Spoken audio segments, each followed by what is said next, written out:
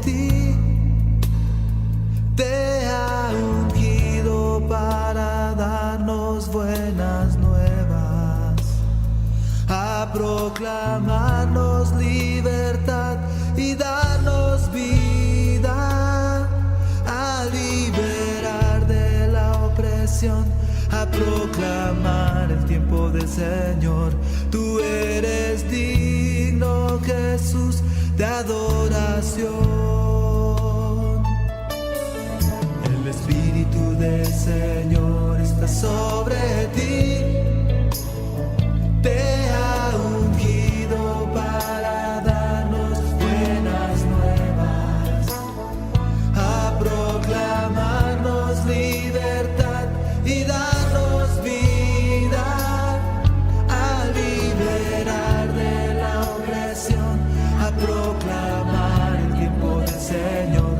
Tú eres digno, Jesús, de adoración.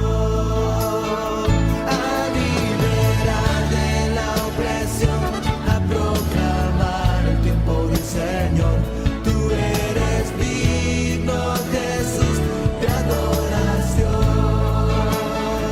a liberar de la opresión, a proclamar el tiempo del Señor.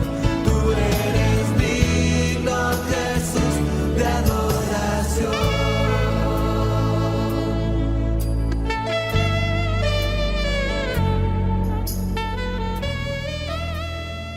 Dios te bendiga.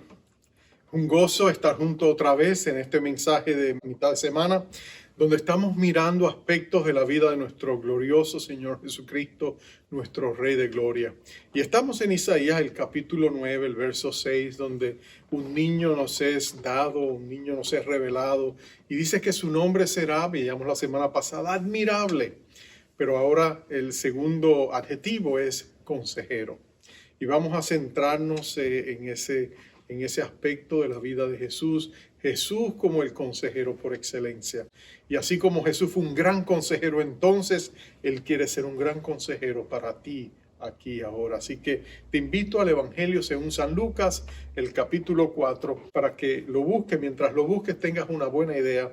Es interesante que Jesús ha comenzado su ministerio y el Espíritu Santo ha descendido sobre Él en forma de paloma y lo ha ungido completamente en las aguas del río Jordán cuando Juan el Bautista lo ha bautizado. De ahí el capítulo 4 comienza y dice que Jesús, lleno del Espíritu Santo, sale del Jordán y es llevado por el Espíritu al desierto, donde es tentado por el diablo. Y ahora lo encontramos, y aquí vamos a leer, cuando Él regresa del desierto y comienza su ministerio de consejería, entre otras cosas.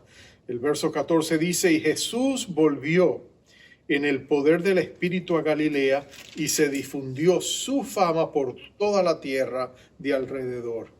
Y enseñaba en las sinagogas de ellos, y era glorificado por todos. Vino a Nazaret, donde se había criado, y en el día de reposo entró en la sinagoga conforme a su costumbre, y se levantó a leer. Y se le dio el libro del profeta Isaías, habiendo abierto el libro, halló el lugar donde estaba escrito: el Espíritu del Señor está sobre mí, por cuanto me ha ungido para dar buenas nuevas a los pobres, me ha enviado a sanar a los quebrantados de corazón, a pregonar libertad a los cautivos y vista a los ciegos, y a poner en libertad a los oprimidos. Dios bendiga su palabra. Vamos a orar. Oh Padre, qué glorioso es saber que tú eres el consejero por excelencia, que nuestro amado Señor Jesucristo, el Dios hombre, conoce cada una de nuestras luchas. Él sabe nuestras tentaciones, Él sabe nuestras heridas emocionales, y Él tiene toda la sabiduría del cielo, porque en Jesús están escondidos todos los tesoros de la sabiduría y del conocimiento, para ayudarnos en nuestro caminar contigo, en la senda de la vida que tú nos has dado, para traer sanidad a nuestros corazones quebrantados, para traer salud mental a nuestras mentes quebradas. Qué bueno es saber que contigo, Dios, podemos encontrar lo que necesitamos. Así que háblanos ahora, Espíritu Santo, para glorificar a Jesucristo y dar esperanza a nuestros corazones. Llévate la gloria por lo que tú vas a hacer en el nombre bendito de nuestro Rey Jesús. Amén, amén y amén. Robin era un rockero, le gustaba la música y él tenía una pequeña banda y estaba inmerso en ese mundo musical que, aunque puede ser fascinante, también puede ser bien pecaminoso. Él había llegado a un punto moral en su vida donde él mismo no se conocía. Estaba haciendo cosas que él jamás pensó que haría. El descenso había sido gradual, pero había sido progresivo hacia el mal. Y ahora él se encontraba en un punto de su vida donde no se reconocía. Se encontraba en un bar tomando y de pronto se miró en el espejo que estaba detrás de la barra donde estaba sentado. Y de pronto miró su rostro y no se conoció. Y de pronto miró su vaso y el licor le sabía amargo. Y de pronto él se sintió una gran convicción de Dios en su corazón. Y empezó a decirse, ¿qué hago yo aquí, Señor? Y de pronto dice que sintió salirse de ahí, montarse en su auto. Y estaba en su auto cuando de pronto se sintió abrumado, sintió toda la convicción del pecado que había en su vida. Y dice que Robin de pronto dijo esta expresión en voz alta. Él dijo, Dios mío, ¿cómo he llegado hasta este lugar? Y dice que en ese momento sintió una voz clara, audible, que le dijo con amorosa cadencia, no tienes que quedarte aquí, puedes volver a mí. Y dice que en ese momento Robin de pronto se echó a llorar, se quebrantó, le entregó su corazón a Cristo. Y hoy día es un pastor de una iglesia, tiene un ministerio musical precioso, un ministerio profético muy precioso, pero todo comenzó aquel día cuando él escuchó la voz del Señor Jesucristo como un consejero que le dio luz a su senda y dirección a su vida y lo trajo de vuelta a la casa del Padre. Nosotros escuchamos que Jesús es consejero. Nosotros sabemos que en Isaías, 700 años antes de que Jesucristo pisara la tierra, el profeta había dicho que el Dios Todopoderoso, cuando se encarnara, el Dios fuerte, el príncipe de paz, el Padre eterno, que se revestiría en la persona de Jesús de Nazaret, él también, además de ser admirable, sería consejero. Eso significa que él podría llegar a las vidas quebradas, a las vidas que estaban en problemas, las vidas que estaban abrumadas por el dolor o la pérdida y traer un consejo sabio. La palabra dice que hay buenos consejeros, dice que nuestra senda es bendecida cuando tenemos buenos consejeros. Hay malos consejeros, pero cuando tenemos buenos consejeros, en la abundancia de consejeros hay sabiduría, dice la palabra. Salomón, el hombre más sabio de la tierra, escribió muchos consejos para guiar a jóvenes. El libro de Proverbios es escrito para jóvenes, para que descubrieran el corazón del Padre que les ama y que quiere traer dirección a sus vidas. Pero nadie es mejor consejero. El mejor consejero, por excelencia, lo es nuestro Señor Jesucristo, porque Él es Dios y hombre. Él sabe lo que la senda de Dios es, Él sabe el propósito para el cual nos creó, pero también conoce nuestros corazones, cuán frágiles somos, cuán vulnerables somos, cómo el pecado viene y nos destruye, y la solución a nuestra disyuntiva, a nuestro problema. Es interesante que Lucas nos relata cómo después de aquel encuentro contra la fuerza del mal, Satanás, en el desierto, Jesús regresa después de haberlo vencido y de haber dicho no a cada una de sus tentaciones. Él viene y nota que él viene lleno del poder del Espíritu Santo. Y él llega hasta Nazaret. Tú sabes que al llegar a Galilea, Galilea es un entorno variado de culturas y pueblos. Había parte de Galilea donde había gente que no eran judía, pero todos estaban allá, traficaban y vendían y hacían sus cosas. Y en medio de toda aquella gran multitud, Galilea era un lugar donde había más de 3 millones de personas. Flavio Josefo, el historiador que fue gobernador de la provincia de Galilea, de esa área, él decía que había más de 240 villas con más de 15.000 habitantes. Y esas eran solo las villas más grandes, había innumerables villas más pequeñas. Era una multitud progresiva, abierta al cambio. Galilea de los gentiles se le llamaba. Y allí es a donde Jesús llega para empezar un ministerio. Y de ahí él va específicamente a la ciudad de Nazaret. Nazaret era donde él se había criado. Él había nacido en Belén, como todos sabemos, pero después de regresar de Egipto, él se había llegado allí. Allí pasó en Nazaret toda gran parte de su niñez, de su adolescencia, hasta los 30 años en que él se fue. Ahora regresa, vuelve a visitar la sinagoga y allí le dan el privilegio de compartir la palabra. Y él abre la palabra, el libro de Isaías, y allí él presenta un vislumbre de su ministerio, de transformar vidas a través del poder que había en él para aconsejar, guiar y cambiar el destino de todos aquellos que vinieran a él por el poder de la palabra de Dios. Pero lo que tú ves en esta escritura es que el mayor y principal problema de nuestra higiene mental, de nuestra naturaleza humana, de nuestros corazones, el peor enemigo de todos es precisamente esa lepra moral y espiritual que la Biblia llama pecado. Hace unos años atrás, recuerdo, escribió un afamado psiquiatra estadounidense llamado Carl Menninger, el doctor Carl Menninger, escribió un libro que de pronto se convirtió en un éxito de librería. El libro era ¿Y qué pasó con el pecado? En inglés era Whatever Happened to Sin?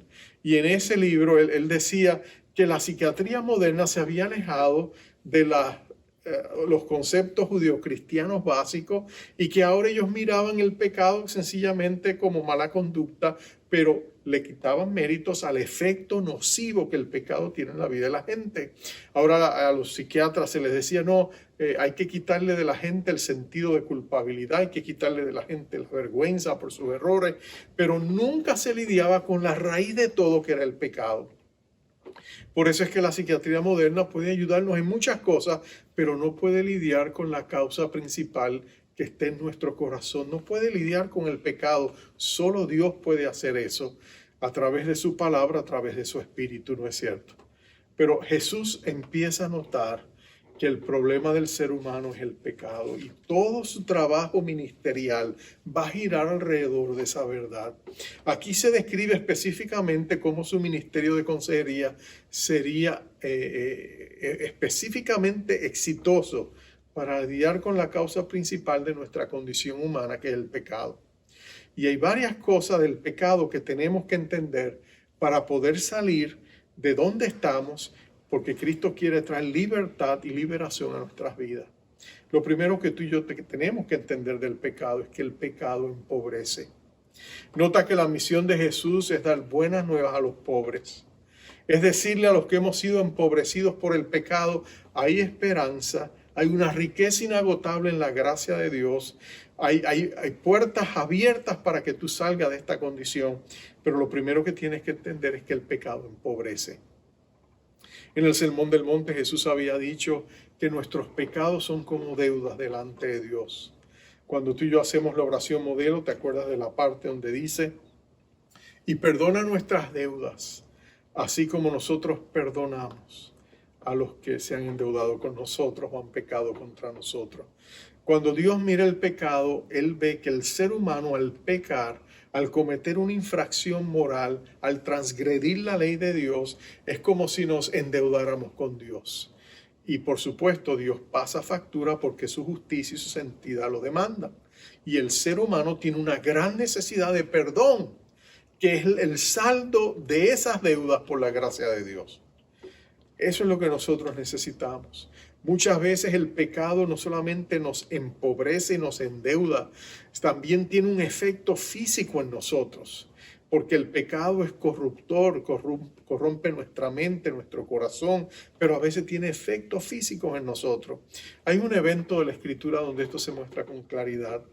Es de un hombre paralítico que es llevado ante Jesús para que lo sane. Tiene 4 amigos que lo cargan. Y ellos son tan creativos que cuando llegan a la casa de Pedro hay un gentío, una multitud, y Jesús está dentro de la casa enseñando. La multitud se desparrama por la puerta de la casa de Pedro. Hay una gran multitud afuera. Ellos no encuentran cómo atravesar la multitud para llegar a Jesús. Así que ellos dan la vuelta, se suben al techo, quitan el techo de paja y de lodo y de tejas que está ya muy rústicamente sobre la casa de Pedro y hacen un hueco enorme y descienden, el hombre bien amarrado, descienden el lecho donde lo tienen y lo ponen a los pies de Jesús. Y Jesús se asombra de la fe de estos hombres. Sin duda que Jesús sonríe al ver el atrevimiento, al ver la intrepidez de estos hombres que solo quieren que Dios les ayude. Pero lo que nos interesa ver es qué le dice Jesús a este hombre cuando lo tiene frente a sí. Jesús lo mira con ojos de compasión, le mira con ojos de amor y le dice: hijo, tus pecados te son perdonados. Levántate, toma tu lecho y anda. Mira lo que Jesús hace. Inmediatamente el hombre es sanado, el hombre se levanta, el hombre toma su lecho. Jesús lo ha sanado, pero ¿cómo lo ha sanado? Lo primero que él ha hecho es perdonar sus pecados.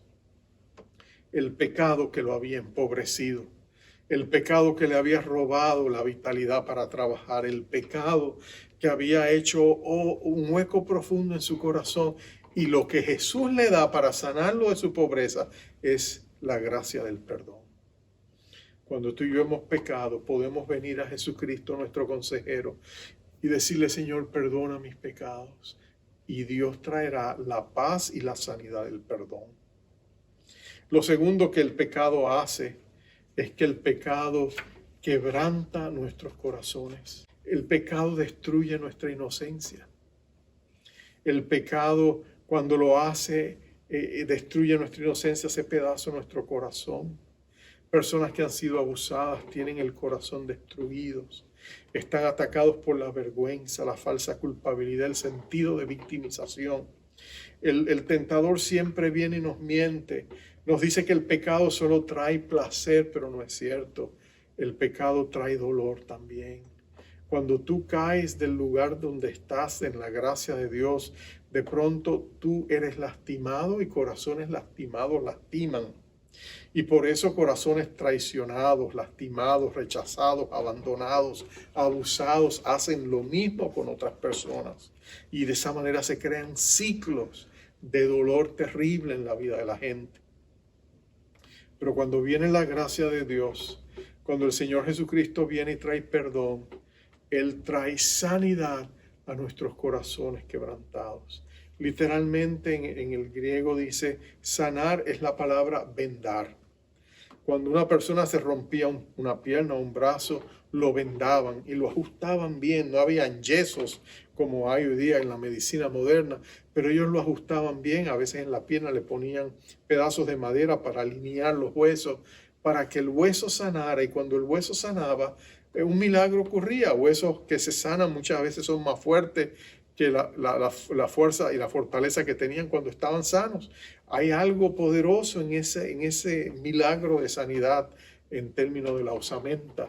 Pero lo cierto es esto: cuando Dios ve tu corazón quebrantado, el deseo de él es sanarlo, y lo sana perdonándote y restaurándote. Él empieza a sanar tus sensores espirituales, tus receptores emocionales. La persona que ha sido lastimada, que a veces no sabe cómo amar, Dios empieza a sanar su corazón para que descubra el poder del amor, no solamente para darlo, sino para recibirlo.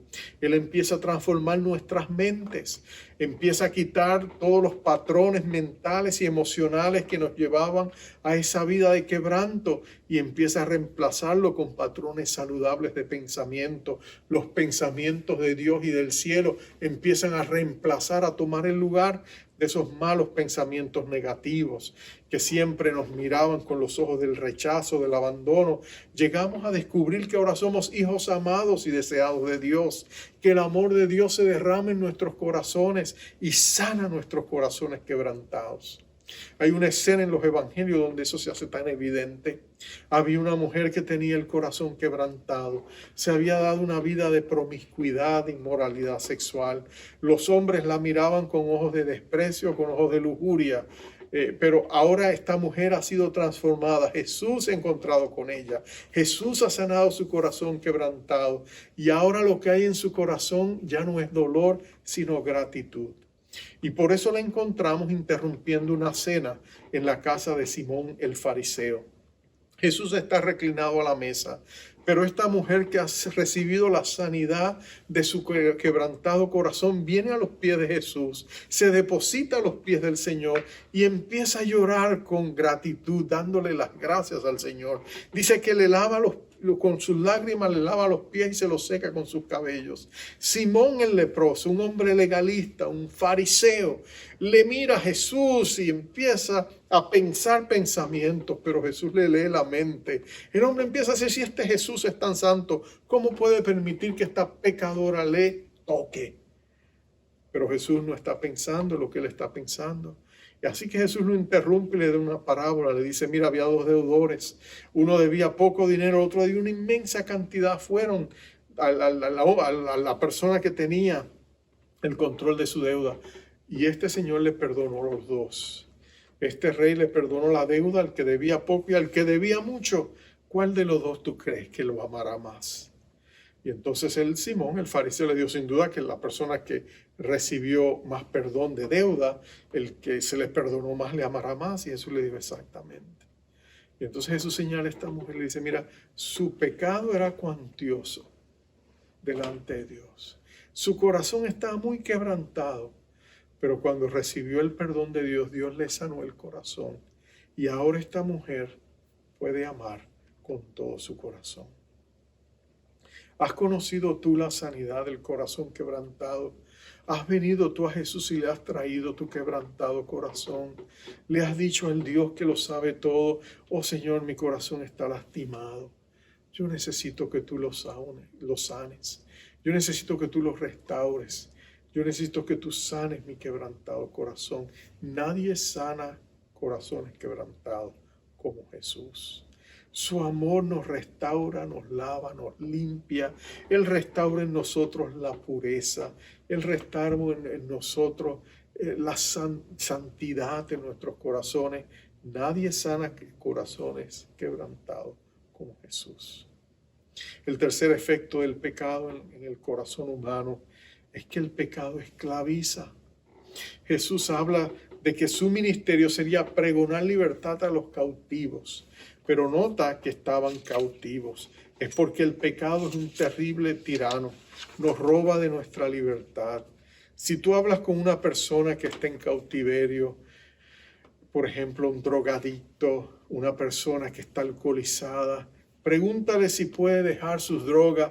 Y puede ser que en algún momento hubiese pensado que sí o no, yo puedo dejar de fumar cuando quiera, yo puedo dejar de tomar cuando quiera, yo puedo dejar de usar drogas cuando quiera, es que no quiero. Pero cuando ellos sí quieren, ahí es que se dan cuenta cuán esclavizados están. Se dan cuenta de que no pueden, en sí no están la fuerza, necesitan ayuda para quebrantar esas ataduras que hay en ellos. Se dan cuenta de que ellos estaban realmente esclavizados, porque el pecado esclaviza. Pero Jesús es el único que puede venir y con su gran autoridad, nuestro gran consejero, puede romper nuestras cadenas y darnos libertad emocional. Él es el único que puede hacerlo. Necesitamos poder sobrenatural para romper las ataduras del pecado. Y en la cruz del Calvario Jesús las rompió. Jesús en la cruz del Calvario rompió el poder del pecado sobre nuestras vidas y declaró que ahora seríamos libres en Él, solo en Él. Por eso cuando venimos a Jesucristo tenemos libertad para romper nuestras ataduras. Pero tenemos que hacer uso de su autoridad, recibir su perdón, confesar y renunciar a lo oculto y vergonzoso que hay en nosotros.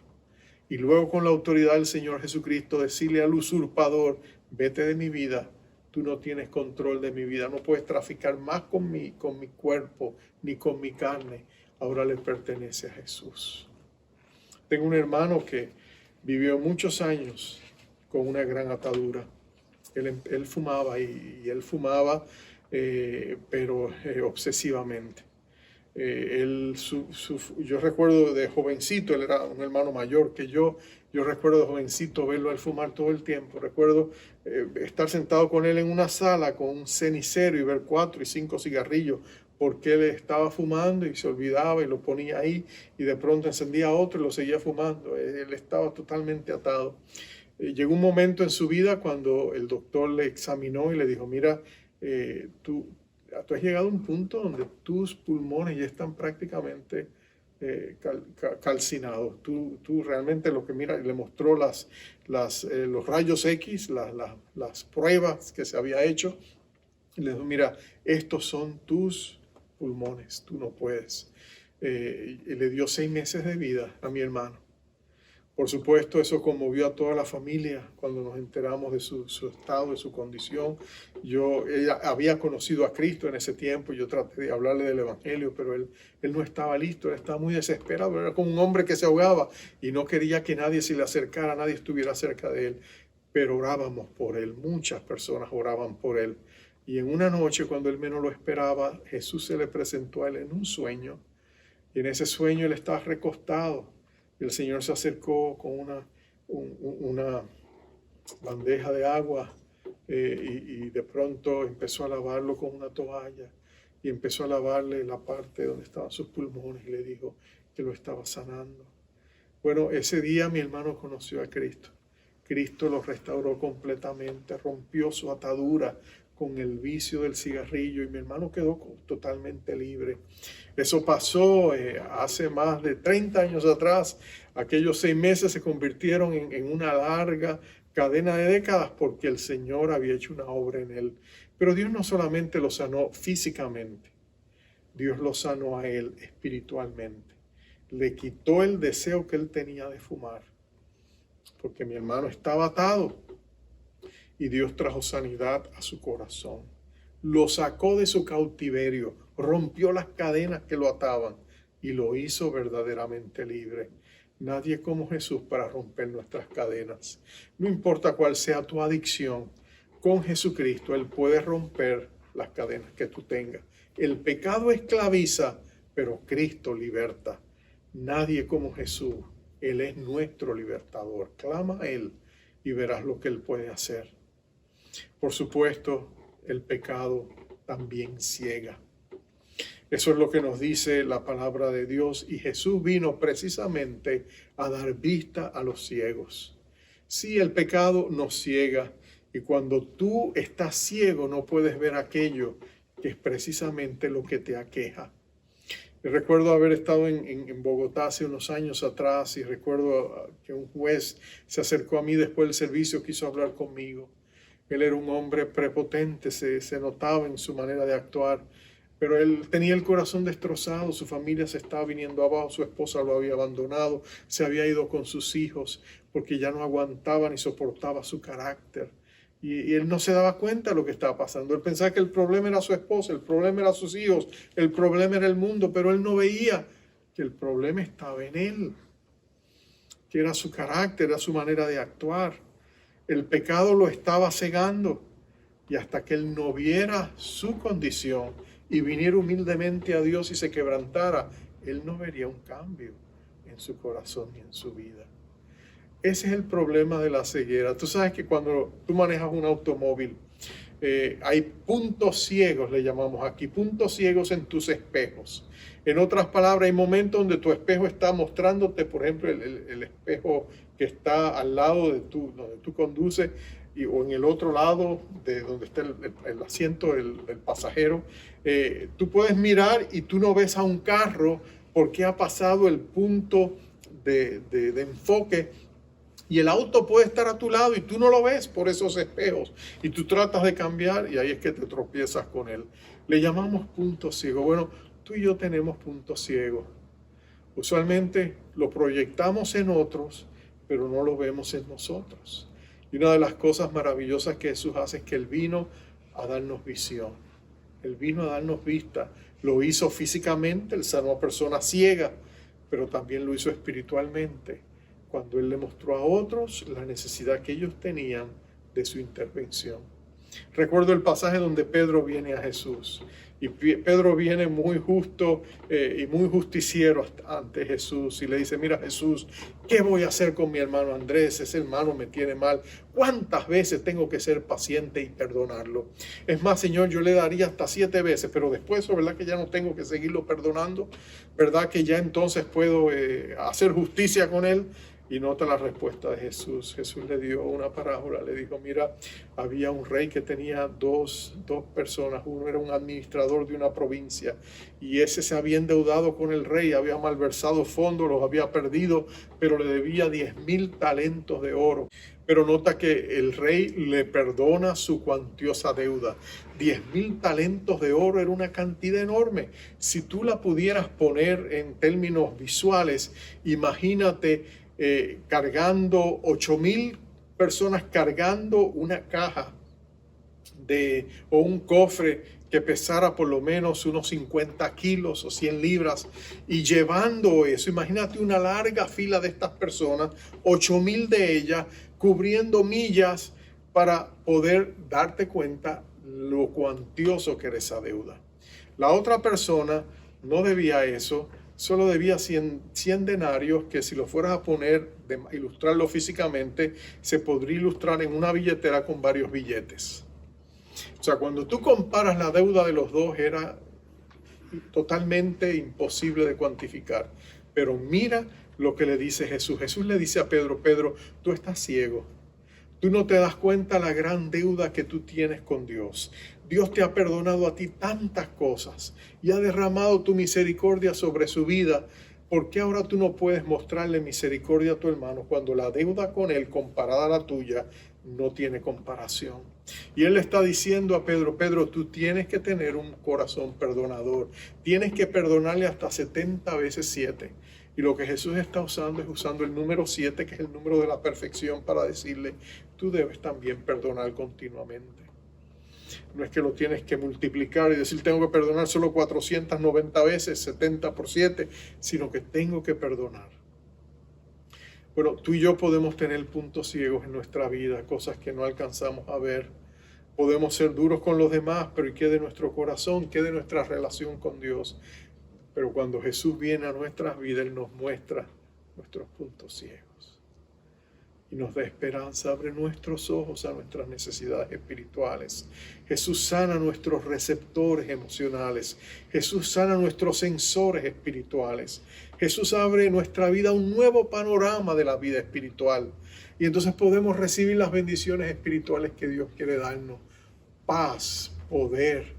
Podemos ver todo lo que Dios quiere derramar en nuestros corazones, porque Dios sana nuestros corazones enceguecidos. Termino con esto. El pecado también nos oprime. Jesús lo hizo tan claro. Él le dijo, he venido a poner en libertad a los oprimidos. Lo que Jesús estaba diciendo es que nuestro gran consejero, Él viene a liberarnos de las peores prisiones en las que tú y yo podemos estar, las prisiones emocionales. Cuando somos esclavos del temor, cuando estamos oprimidos por el temor, por la ansiedad, por la depresión, cuando estamos atados a algunos pecados que no podemos superar, desde la lujuria, desde la avaricia, desde el orgullo, la ambición, cuando nos sentimos atrapados en situaciones que sencillamente no podemos escapar. Y cuando miramos que el peor enemigo nuestro lo tenemos frente al espejo cuando nos miramos, cuando vemos que nosotros mismos somos los saboteadores de nuestra vida, entonces, ¿qué podemos hacer? Estamos oprimidos cuando vemos el enemigo que viene en nuestras vidas y usa nuestras debilidades para traer opresión, para darnos un sentido de condenación, para hacernos sentir que no hay esperanza para nosotros, para hacernos pensar de que no hay manera de escaparnos. Entonces podemos clamar a nuestro glorioso Señor Jesucristo, nuestro gran consejero, y decirle a nuestro Dios, oh Señor, rompe estas ataduras, sácame de mis calabozos, sácame de mis prisiones, dame victoria sobre mis enemigos. Y nadie como Jesús para hacerlo. Jesús nos saca de esos calabozos humanos o espirituales y nos da una nueva libertad. Aun cuando estamos esclavizados y estamos oprimidos por los prejuicios de otros, aún Jesús nos puede levantar de ahí y darnos su libertad. Recuerdo a Mateo, Leví, el recaudador de impuestos, infame, odiado por todos, insoportable. El hombre que seguramente Pedro le llamaba mi vampiro porque siempre venía a pedirle impuestos después de sus grandes pescas. El hombre que él sentía que era su enemigo, enemigo de todos. El hombre que no era amado por nadie, excepto su familia. Este Mateo Leví, que los rabinos decían, perdió su salvación. Los rabinos decían en sus escritos que los recaudadores de impuestos recibirían la última patada que los enviaría al infierno de parte del padre Abraham. Ellos decían que ellos eran leña del infierno. Ellos estaban gozosos y contentos del día en que verían la justicia de Dios en contra de los recaudadores de impuestos.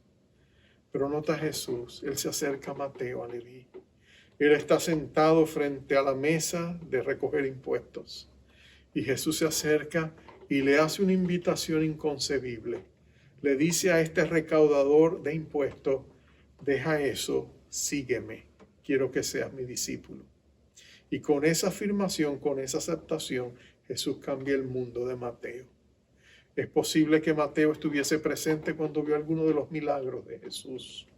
Él sabía que Jesús era realmente un enviado del cielo, pero nota que él siempre pensaría también que él no tendría nada para él, porque Mateo había pecado, siendo hijo descendiente de familia de sacerdotes, por eso le llamaban Leví, era levita.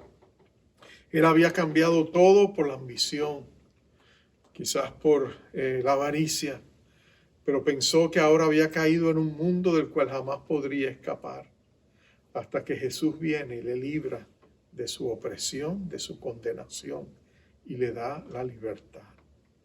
Oh, déjame decirte, ese día la vida de Mateo cambió y Dios santificó su pluma. Aquella pluma con la que antes escribía la cifra de los impuestos de la gente, ahora escribiría el evangelio, el primer evangelio de la vida de nuestro Señor Jesucristo. Nadie como Jesús, el gran consejero, para cambiar nuestras vidas, como lo hizo con el joven rockero que te hablé al principio, Robin Bullock, o con cualquiera de nosotros. Todos que hemos conocido a Jesucristo hemos sido cambiados, porque el gran consejero ha venido a nuestra vida y nos ha enriquecido, o nos ha sanado nuestros corazones quebrantados, o nos ha dado libertad cuando estábamos cautivos, o ha abierto nuestros ojos a nuevas visiones de gracia, o ha traído libertad cuando estábamos oprimidos. Jesucristo sigue siendo ese gran consejero. Alrededor del mundo entero Jesús sigue cambiando vidas, sanando corazones, dando libertad a cautivos, quitando la opresión satánica de tantos corazones. Jesucristo sigue siendo la respuesta del cielo a nuestra más grande necesidad. ¿Qué necesidad tienes tú hoy? Tráesela a Jesús, abre tu corazón a Jesús. Él está en todas partes, su omnisciencia está en todas partes. Pero cuando tú abres tus labios y te conectas con el cielo, ahí es que Jesús hace su presencia manifiesta en ti. Él escucha tu oración y Él da respuesta a tu necesidad. Así que ven a Jesús, vamos a orar. Oh Padre eterno, glorioso Señor. Señor Jesucristo, tú estás escuchando el corazón de cada persona que ha escuchado este mensaje. Y tú has tocado, Señor, nervios en los corazones de ellos. Quizás algunos de nosotros reconocemos nuestra pobreza espiritual. Nos sentimos tan indignos de Dios. Nos sentimos tan alejados de su gracia. Pero Jesús, tu voz nos dice, no tienes que quedarte ahí. Tú puedes venir a mí. Permíteme ayudarte. O podemos, Señor, tener nuestro corazón quebrantado, sentir los latigazos del rechazo, del abandono, sentir que hemos sido víctimas del abuso, pero podemos venir a ti, oh Señor Jesucristo, nadie como tú, para sanar el quebranto de nuestros corazones y dejarnos saber de que ya no somos rechazados, somos aceptos en el amado que eres tú, Señor. El amor del Padre se puede derramar en nuestros corazones. Oh Señor, hazlo ahora en los corazones quebrantados. O quizás, Señor, estamos cautivos. Sentimos el peso de nuestras cadenas, rompe nuestras ataduras. O si estamos ciegos, danos una visión clara de tu amor por nosotros. O si sentimos la opresión del diablo, oh, ven en el nombre y en la autoridad de tu gran nombre, amado Señor Jesús. Reprende al diablo, échalo fuera y haznos verdaderamente libres. Quita la opresión de nuestras vidas. Toda tristeza, toda opresión, todo desánimo, toda temor, toda ansiedad, repréndela en el nombre poderoso del Señor Jesucristo y déjanos saber que somos amados y deseados de ti. Oh amado Jesús, abre tus labios, habla a los corazones, tráenos a un punto de apertura, de sumisión, donde clamemos a ti, luego déjanos escuchar la dulce voz del cielo. Sana nuestros receptores espirituales, sana nuestros sensores espirituales, déjanos escuchar tu voz a través de tu palabra, pero también a través de tu espíritu. Y lo recibimos hoy para gloria tuya, en el nombre poderoso de nuestro Rey Jesús. Amén. Que Jehová te bendiga y te guarde. Que Jehová haga resplandecer su rostro sobre ti y tenga de ti misericordia. Que Jehová alce sobre ti su rostro y ponga en ti paz. Dios te bendiga y te guarde. Cuán grande abismo entre nosotros, cuán alto monte para escalar. Con desespero volví al cielo y en la noche te hice llamar. Ayer lo oscuro, tu amor profundo cruzó la sombra y me alcanzó. Ya es consumado y el fin escrito, mi esperanza está en Jesús.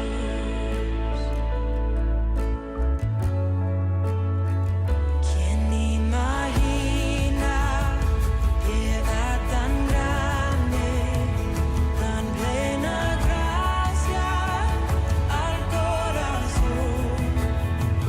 El Dios eterno dejó su gloria, de mi pecado Él se vistió. La cruz hablado, soy perdonado, el Rey de Reyes me adoró. Señor hermoso, te pertenezco, mi esperanza está en Jesús. Oh, aleluya, sea que me libertó, aleluya, de la muerte me arrancó, las cadenas quebrantó, y en su nombre hay salvación, mi esperanza está en Jesús.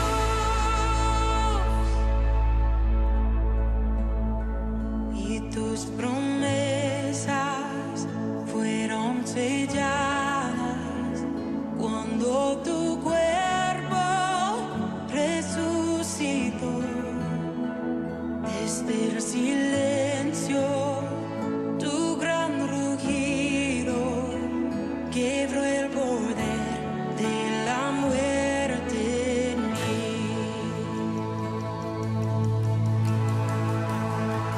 Y tus promesas